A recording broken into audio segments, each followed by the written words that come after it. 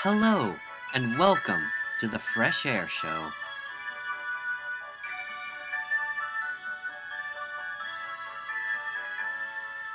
What is up, guys, and welcome to a brand new episode of the Fresh Air Show.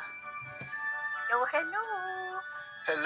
Hello, and welcome to the show. Sorry. Yep. Thought I'd try something different that time. Well, we might incorporate it at some point. Good grief, what is happening this year? Yeah. It's like every month there's something new that's just descending into madness. Of course, we've got the coronavirus to deal with. Apparently, America need to start dealing with murder hornets from Japan. And now we've got protests everywhere judging racial matters. History's repeating itself all in 1 year. Yep. I mean, what else? We're halfway through the year. What else could happen? Alien. Maybe that's one option. What if the coronavirus cures ultimately lead to a zombie outbreak? I mean, it's unlikely, but... At this point, I'll believe anything. Yeah. Anyway, we're going to ignore all that because we're just here to entertain you. Yes. So, how have you guys been since the last podcast? Been alright. I'm managing to finish up on some college work so I can finally stop thinking about it. I've been surviving somehow. I've been doing 2 a.m. starts for 3 months. Jeez. God. Well, you're lucky. I haven't been shopping in 2 months. That's lucky! At least you work in one. Yeah, there is that. However, that cycle was officially broken a few days ago because I went shopping solo for the first time, and it was an interesting experience. Did you meet Chewbacca? Why would I be meeting Chewbacca? Because you were shopping solo? No. You and your puns.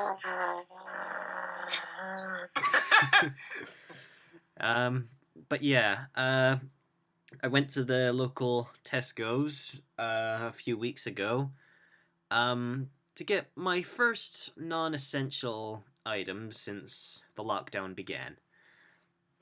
And even though I wasn't getting anything essential, I still felt a little guilty because that was the only thing I went in there for, just 2 Blu-rays. Yeah, there was a slight queue outside the Tesco's, but the queue moved pretty quickly, and the queue was mainly just for sanitation purposes. Like, once you're inside, it's your job to keep your distance from everyone, so, yeah. And the store was kept up to date. The shelves were stocked. So, yeah, that's some improvements. Anyway, have you guys been since the last podcast? I thought we already answered that. Well, I'm forgetful. That's something you need to know about me.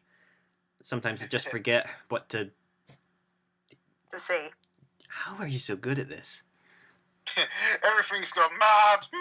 It's making everybody's minds go to melt. That was not the right way to say it, but there we go. You know, even though restrictions on some things are starting to lift and new rules are being put in place, this lockdown has affected a lot of people in many different ways. One of the more ridiculous things I've seen recently, I think you've probably seen the image already, but social distance baptisms. Have you seen that infamous image? No. No, I don't believe. Basically, as we all know, everything for a while was closed because of the lockdown, and this included religious buildings like churches and uh, monasteries or whatever. And there's an image circling on the internet about a priest who apparently figured out how to perform social distance baptisms. Ah, And how has he accomplished this? Well, if you look at the image, you're bound to figure it out for yourselves. It basically, you have a, a father holding their baby, like presenting them, and then you've got the priest in casual garbs, I think, holding a super soaker. Oh god, that's just. You need to see this image to get the full understanding of it, but jeez, imagine if he actually did that. Like, in the name of the Father, and of the Son, and the Holy Spirit. oh my. my, So, my brother told me about that at dinner at one point, and I was like, this cannot be a real thing, surely. using a gun to baptize. I mean, that's it. I was expecting you to say, you know, when those people who do like community service have like those prongs to pick up litter off the side of the road and things. I thought you were going to say they like grab the baby with one of them and dunk them in the water or something instead of like a water gun. What, like some sort of a basting process, like how you would like season a chicken or something, like. Yeah, it would just, you can't physically touch them, so you use a gripper or something. Or surely, I mean, unless you could just get the parents to do it, or wouldn't that be much simpler? Or I don't know. Yeah, I guess that's not religious. Well, the priest could just spectate it, like I think, as long as somebody does it and someone religious is there, it can be considered a baptism. But Jesus Christ, I'll show you this once this is all over, just so you know I'm not lying. So yeah, another thing that's happened. If I can get it up, it's just an early entry into the month's most ridiculous headlines, and it basically says how a prisoner who died and was brought back to life claims his life sentence has technically ended. I mean, technically, He's not wrong. he died, therefore his life sentence was fulfilled. They probably should have put a clause in there for like near-death experience or temporary death experience. Now, if someone has a life sentence and is in prison till they die, who's going around reviving them? What kind of sense is that? Well, I mean, let's say if they're there to be punished, and if they die before they can fully be punished, then it's like. Well, I can sort of see that. Like, nope, you're not dying yet. We're gonna have you sitting here and just let you live to death. You need to learn your lesson before you die. No, you can't do that. Yeah. So, jeez. I mean, yeah, things have just gone crazy. But yeah, I mean, ever since the lockdown began, many things have just been put on pause. Like, last year we were hoping to go, if we were going to Comic-Con again, we would kind of be up for it, but technically the building it was being held in is being used as a temporary hospital for coronavirus patients. So, yeah, unlikely that it's going to happen this year, but hey, maybe once this whole scenario blows over, I might treat you to something big. Maybe, I know you haven't been, Dudley, but maybe going to Disneyland Paris. Yes, I like the idea. That sounds very good. And just so you all know, we've had this previous discussion about it. That's why I'm not jumping for joy at the moment. Like, yeah, that's a great idea. But yeah, that sounds like it would be great to do. Mm-hmm. Is it? Have to see how long this whole thing lasts. Yeah. I do have to say though, even though we can't go to Comic-Con this year, at least we got to go last year, and that was great. You know, like at least it's a good thing we did it when we did it. Yeah, it was a great day. It's a shame that, I mean, I won't be able to, from the looks of things, I'm not going to be able to go to Dorset Steam Fair this year either, because that's going to be shut, and that's like a countryside festival sort of thing where you can go camping and eating and all that stuff, which would be really cool. Just a load of things have been put on the shelf for a bit, haven't they? Mm-hmm. But then when all of this does eventually blow over, the celebration after that are going to be worth the wait, I imagine, because we've got through it. Yeah. You know? Because everyone's just hopeful that once we're finally free from the coronavirus, like shops will start bringing in the big bucks. Every fast food joint and bar is gonna be open for business and full of patrons. Someday, guys. Someday. You're listening to The Fresh Air Show. Well, even though cinemas are still technically closed, that hasn't stopped us from watching movies on TV or on subscription services.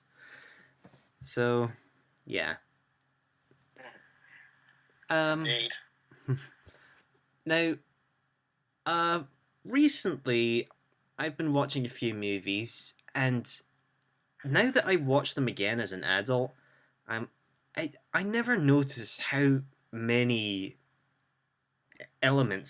mature elements were in there. Like, oh my god, I never saw this as a kid. This is completely different. So, the one movie that I'm talking about, recently, I rewatched Happy Feet. Ah. Yeah, because before the lockdown began, I had it on Blu-ray, and it's given me enough time to blaze through a lot of my collection. And Happy Feet, it came out at a good point in my childhood where I was just young enough to have it be a part of it.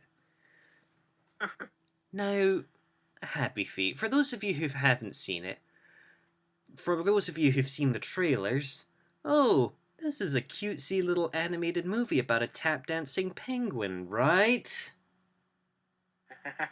Wrong. Now that I look back at Happy Feet, I never noticed how anti-religious it is. Pardon? How anti-religious Happy Feet could be. I heard you. I just wanted to make sure that I heard you right. Yeah, this is not the angle I was expecting you to go, but do tell us more. Tell us more. All right. Basically, you've got the movie revolves around a society or colony of penguins who have their own ways of living, their own religions, and even their own deity. Now, ever since one of those penguins gets a bit, what's the word? Ignorant, I guess. His child apparently turns out different than all the rest. Where...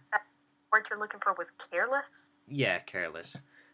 And his child can't do the one thing that everyone else around him can, and that's sing.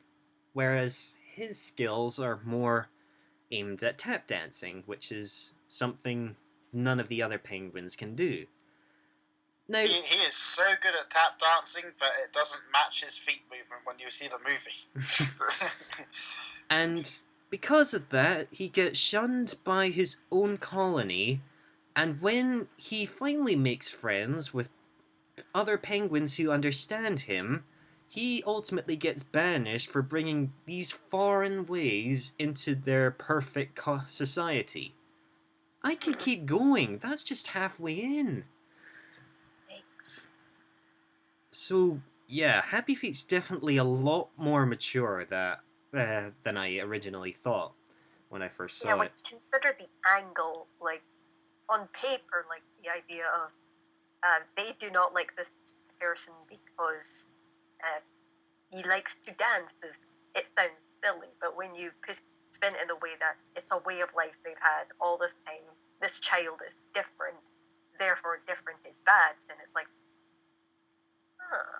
Yeah, because, jeez, the amount.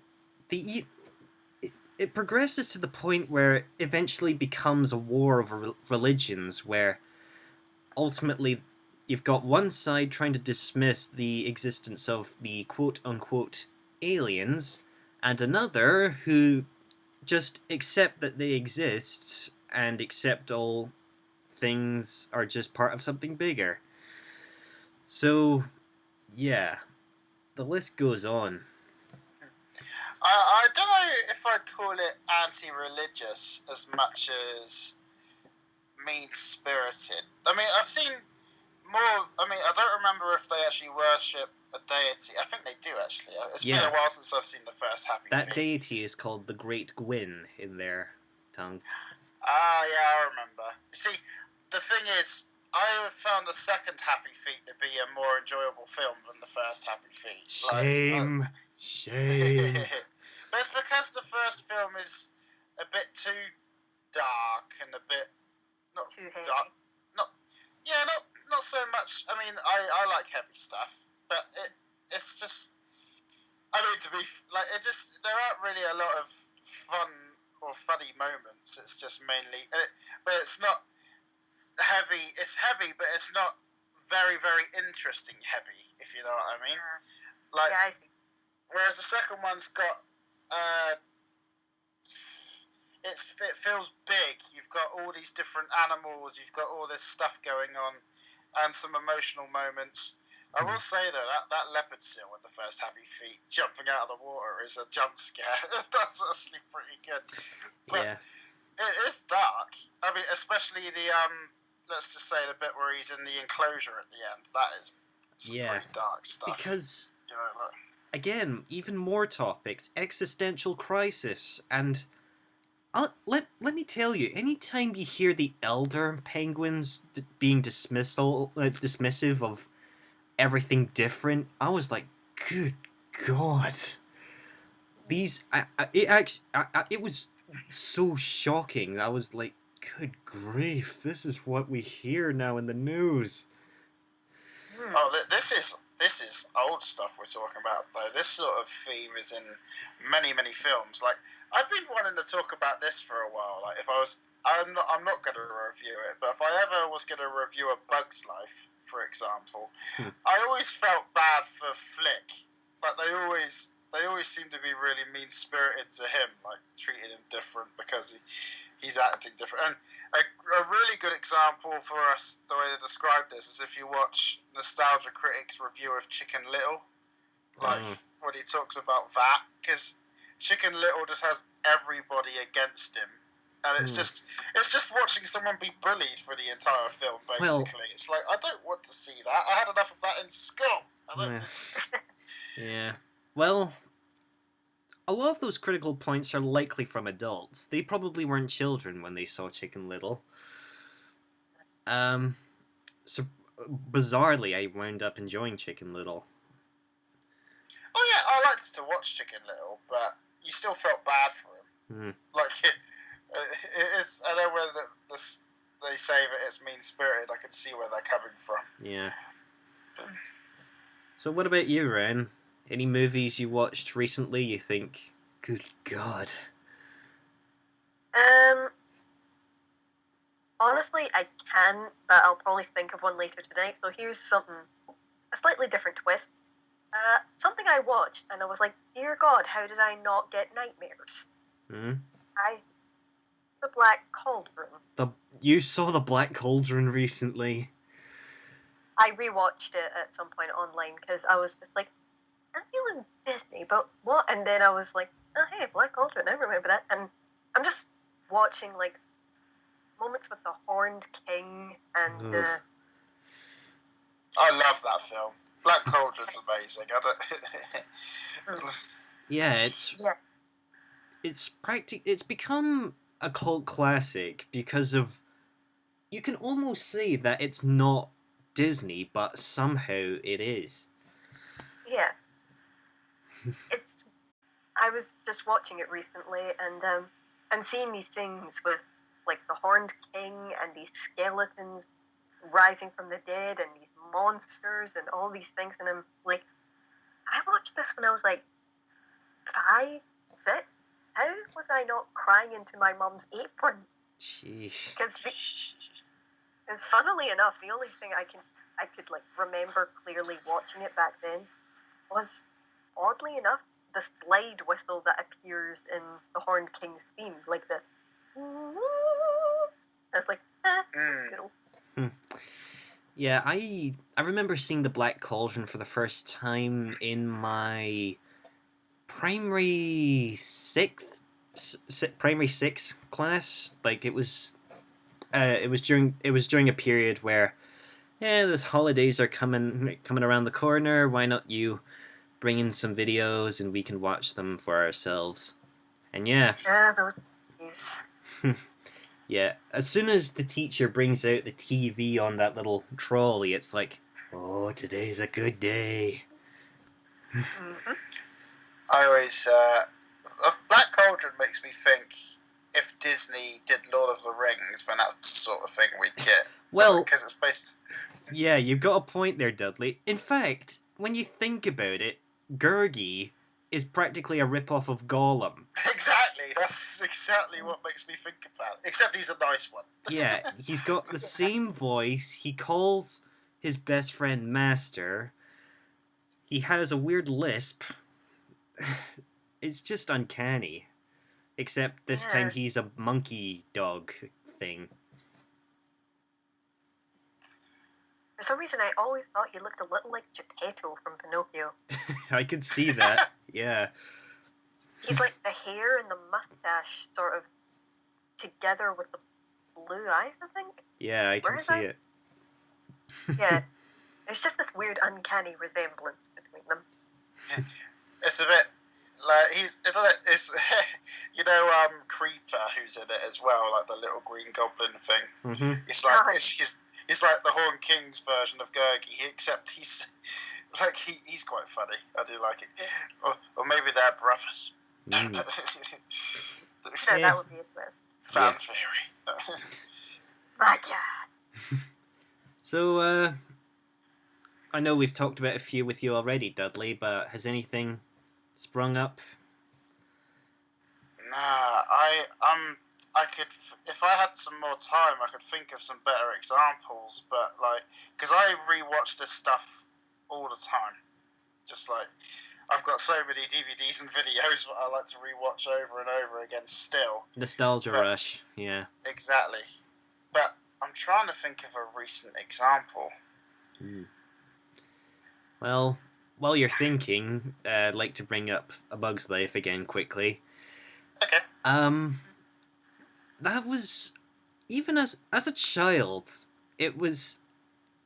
I look back at A Bug's Life and think, this is pretty goofy. But as a child, I just found it downright horrifying. Like, Hopper was one of the first villains that ever truly terrified me.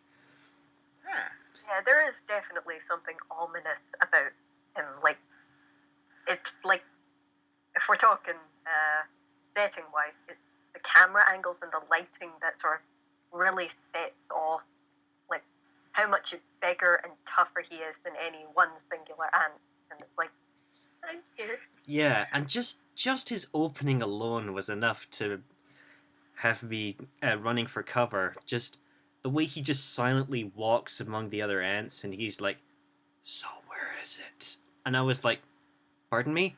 And he just goes, Where's my food? I was like, no, thank you. I'll appreciate this when I'm older, but no, thank you.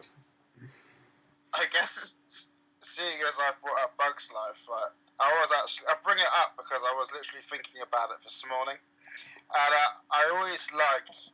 It's just after Flick says to him, "Ants are not meant to serve grasshoppers," and then Hopper just scowls at him and starts walking towards him with the flames behind him, and he looks amazing. It just looks really cool. But Yeah. I will say though, I'm all for Lion King when the hyenas eat Scar. Like, that's one of my favourite moments in cinema, I think. But Hopper's death, I don't know. Hopper's a jerk, obviously, but his death is really... You kind of feel sorry for him a little bit. It was the most adorable but horrifying way to go ever. Yeah. It's like being devoured by Kirby.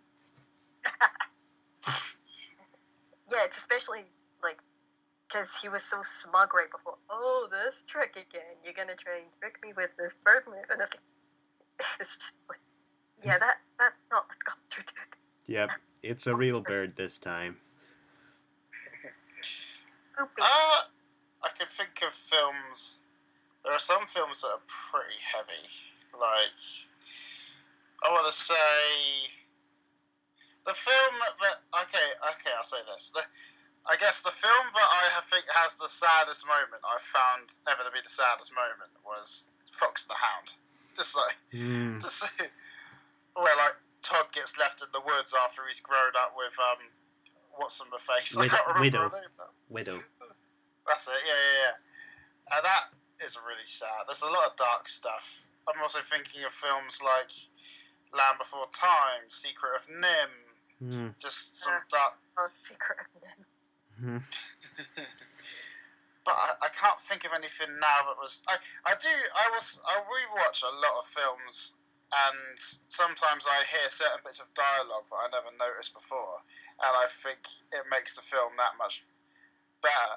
Like say, in Aladdin, for instance, when Jafar says he's going to marry Jasmine, and he says, "You're speechless, I see. A fine quality in a wife." Jesus. And I never picked up on that before. And I was like, what? Like, you know, it's like... It's like returning to an advent calendar at Christmas. It's like every time you return to it, there's always going to be some extra treat there that you never noticed before. So, yeah. So yeah, we're approaching 15 minutes in this segment. Nothing popped up yet? I can't remember a specific bit. I'm annoyed. I'll think of one later. But we've talked Bugs Life. So. Does someone have a pet woodpecker? Who was that tapping? It might have been me tapping the laptop, actually. Sorry. I was wondering about that one. Or maybe it was the what's his name? The Araquan from. I was watching a few clips from the modern DuckTales show, and it had me thinking of like the original Three Caballeros and like the Araquan, you know, that crazy woodpecker thing just running around and making that weird call. I remember seeing it on a flight at one point, and I just never knew where it was from, but yeah, there it is. So you saying that reminds me of watching... I almost said Futurama when I meant to say Fantasia. Where you've got Chernobog on the top of the mountain, and you see like him bringing all those demons back from the dead, and like you see at one point you see like a naked lady floating around and stuff, and it's like it's artistic, so it's okay for kids, you know. It means it's okay. Yeah, nothing screams Disney than Satan himself. Next segment. You are listening to the Fresh Air Show. Well, it's that time again for the month's most ridiculous headlines.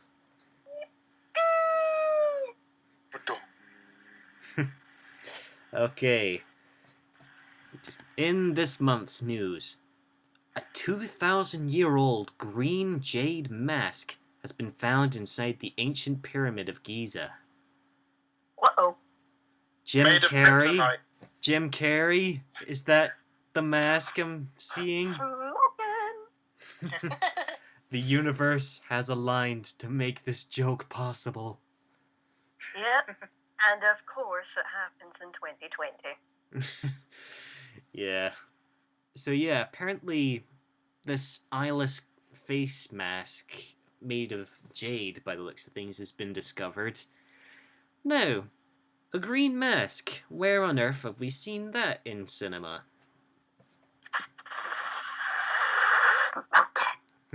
Yeah. Smoking!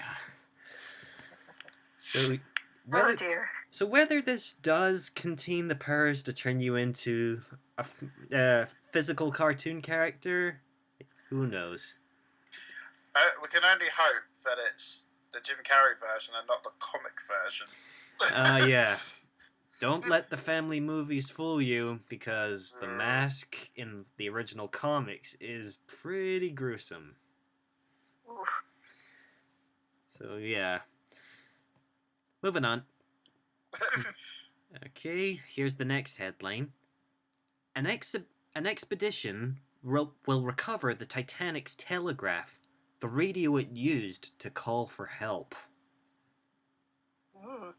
So, whether it has recordings on it that will indeed detail the final moments of the panicked crewmen, geez, that's going to be haunting if they eventually find it. And if it's not haunted. Sorry, I was going to say, I imagine they'll find one page that says it was an iceberg, and then that was all it says. But like, Yeah. Well, I was going for a joke there. If it's not haunting, it's going to be haunted. Yeah. So, recent stories have been detailing, I think we brought this up before, how apparently they're rebuilding the Titanic in order to have a successful sail this time. So, yeah, whether this is adding to the experience or whether it's just for facts and details, who knows? I always did wonder who would take the first, if they built it, who'd go on it the first time, you know? So, Not me. like... Once it's done, once its maiden voyage is successful, I'll consider it. Safe bet. Yeah. So, onwards to the next headline. A farmer covers a Mercedes in slurry after the owner parked it on his field. Honestly, can you blame him? Yeah. Now, there's a video that accompanies this story, and yeah, it speaks for itself.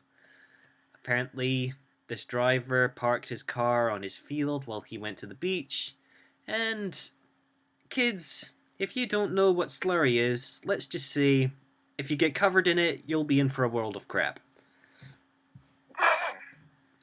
So, so yeah, this guy made the unfortunate mistake of parking on his field, and thus his car was covered in slurry. I guess. So I don't know why, but you took me back to my childhood going to school on the bus once, and like, I swear on a fence somewhere when I was going through the countryside, it said trespassers will be composted, and I was like, what? Like, can they do that? Isn't that? Aren't they referring to like a slurry pit? Like, I think a few farmers actually have these things, like, at least somewhere on their property. Well, I assumed it meant like whoever trespassed was going to be put in some sort of blender and turned into compost in the garden or something. Like, holy, I would want to be here when I was doing Halloween. Like, well, yeah, but a slurry pit, I'm not sure if it's what it's called, but basically, I think farmers, like, they dig, like, this huge pit in one of their fields, and if they've got like dead crops or livestock, they just dump it in there and use it as like fertilizer or new compost or something. And because they're dumping in dead animals, a layer of fat like builds up on the top, and you might not think, oh, it's just a shallow puddle. No, it's not. It's deeper than you think. So I think that's kind of what that sign was warning you about, Dudley. I think it was just a muck around to stop people going in, to be fair. But, like, you know, it's like when you have those little memories where something seemed a lot creepier than it actually was as a kid. You know? So, yeah. Kids, don't go deep onto a farmer's property, because there's a lot of things there that could kill you. Slurry machine just being one of them. And farmers, do not mess around. Yeah. Okay. We've actually got 2 other headlines in this segment, so that's a bonus. Cool. Okay. The next headline that I have is this. Warner Brothers will remove Elmer Fudd's shotgun in a new reboot of the Looney Tunes.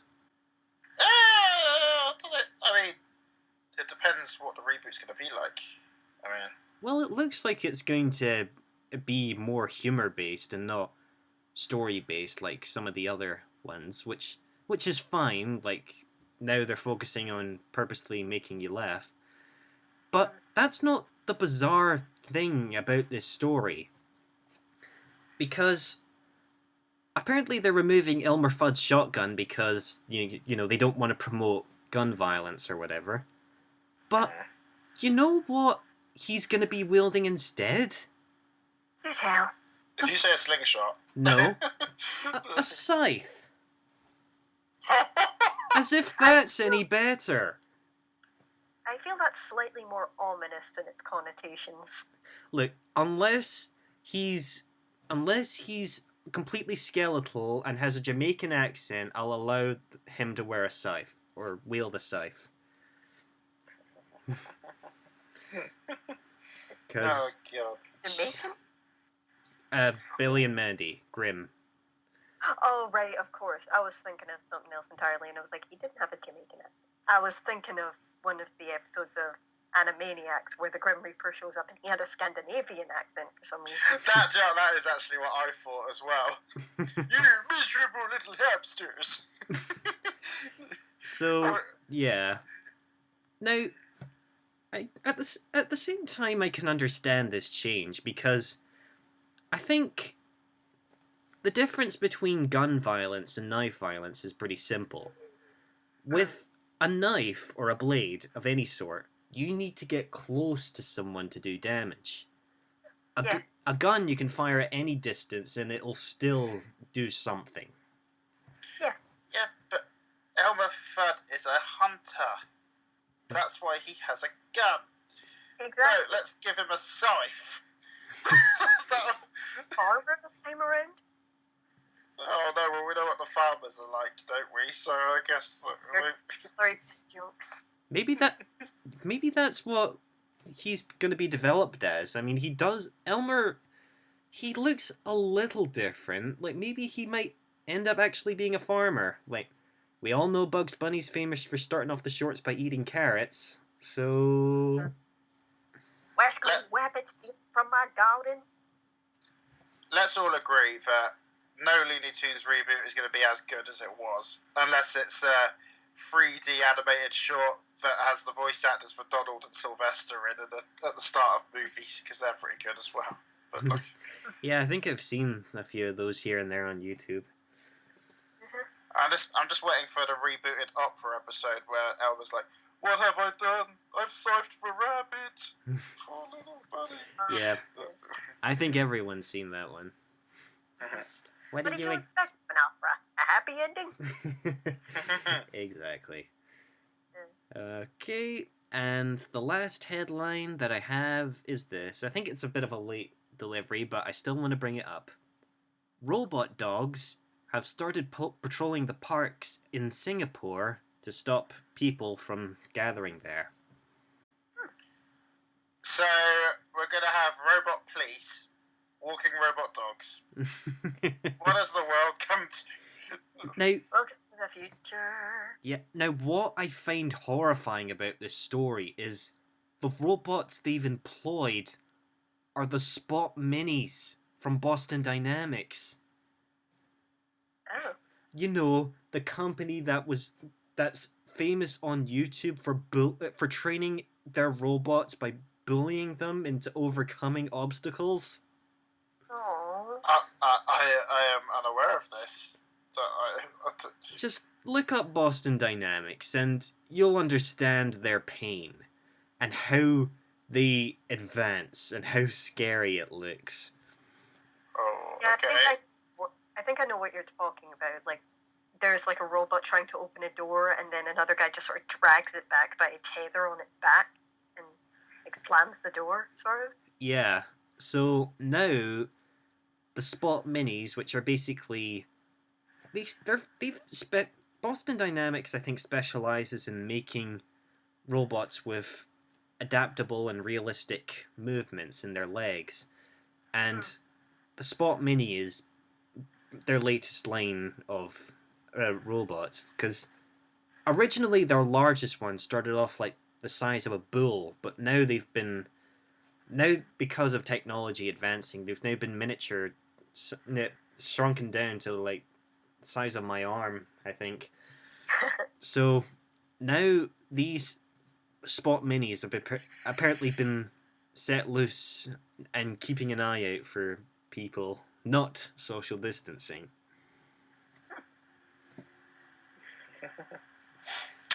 So, yeah. I want one! Because, if the Spot Minis are made...